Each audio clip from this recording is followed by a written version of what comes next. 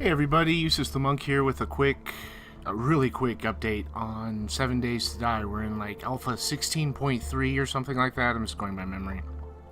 And I haven't done a video on it in a long time, so I figured I'd jump in and kind of see what was going on. That was a couple weeks ago, so the game is still really engrossing. I had a tough time breaking away from it to do a video. I'll just do a little more. I'll just play a little more to see what it's like, and then I end up playing all weekend. So, needless to say, the game is still really good. Some things to talk about still, so kind of warrants a quickie little update like this one.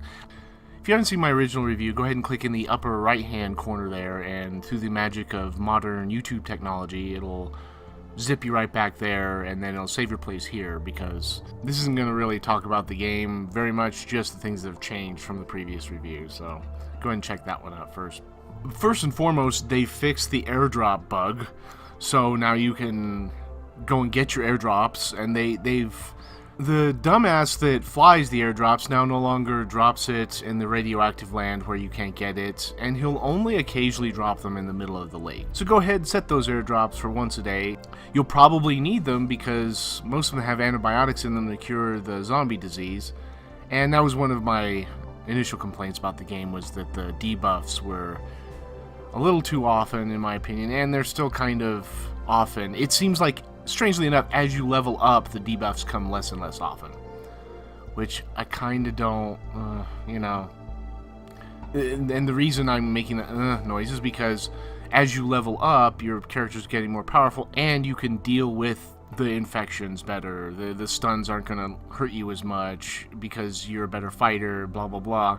So I kind of like the idea that there's a risk in fighting the zombies, but, I don't know. I'm still kind of ambivalent about the whole letting the player become infected with the disease kind of thing.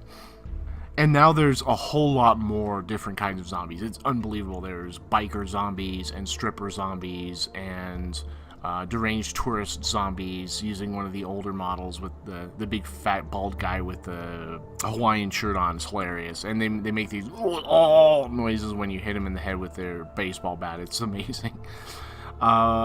Just all different kind. I mean, there's chav zombies. They call them skater punks, but they look like chavs. They walk around with their hoodies all zipped up and hoods drawn over their heads, and you could beat them to death for their shoes. It's amazing. So that's definitely a fun change of pace. There's so many different zombie types now, and they're different power levels too. So the strippers especially, they can take a lot of hits to the head. It seems like it's kind of amazing. Unfortunately, the big elephant in the room with Alpha 16, the horrible broken spawn system now. I mean, I don't know what they changed. I don't know why they changed what it was, but before, in my original review, it seemed very organic the way the zombies would respawn.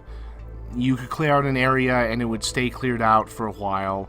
You wouldn't have to deal with, just like seemingly random hordes just showing up. That was a problem that they had way back in Alpha 8 or 9 or 10 or something, and that was one of the things that broke the immersion of the earlier versions of the game, was that zombies would seemingly just appear around corners of rooms that you've already cleared. And they do that now. It's like, why did we go back to that old model? It sucked.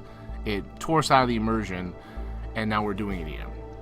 I mean, like, especially at points of interest, you'll clear out a hardware store or a gun store or something like that.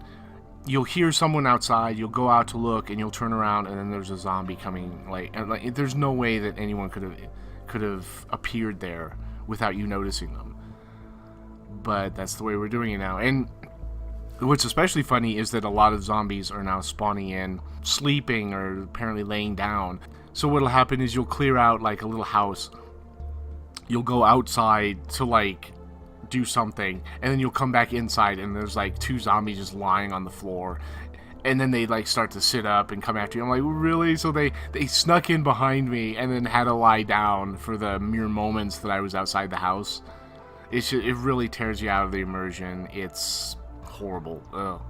Fix it, guys. I mean, and the spawning system is now, in my opinion, kind of broken and tears you out of the immersion completely.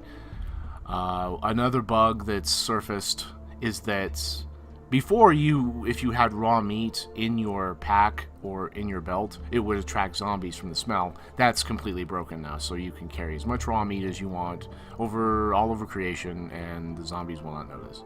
So it does have some work to do. It seems like nitpicking, but that really tears you out of the immersion. Other than that, it's still an incredible game. If you're into crafting games and survival games and you've not played this game, you need to get it immediately. I think I have 206 hours in it now. 206 hours. Which is unbelievable. For, $39.99, I have almost that many hours in Fallout 4, and I spent $60 on it. This one I spent $40 on, and it's still going like gangbusters. But yes, absolutely thumbs up. If you haven't played this game yet, definitely pick it up. It's one of the best ones that's out there right now.